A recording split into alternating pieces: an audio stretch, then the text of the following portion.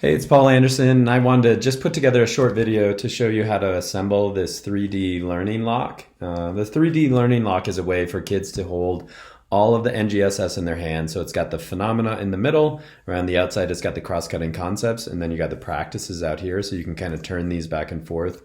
It also, if you print it front to back, then you've got this so you can just start to formulate questions. So like, what do I observe in the relevant scales in the phenomena could be a question. And then on the other side, it shows you what the practice is that you're using.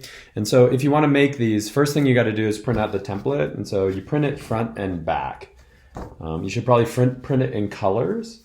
And so once you've printed it out, the only thing that is confusing is that you want to make sure you remove all of this part. So you want to cut out all of the inside of the blue. You want to, that's it. That's the only thing that's really super important. So, and I noted on there that you need to cut that out. You'll also remove this section on the orange.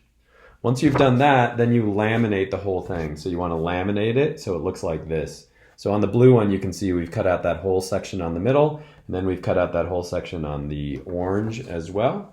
So laminate that, then cut those out, and then you can put those together. So you could use like a brass fastener in the middle. And since you've laminated the blue, then you can kind of read through it as you turn this around. So that's just a quick guide on how to put it together.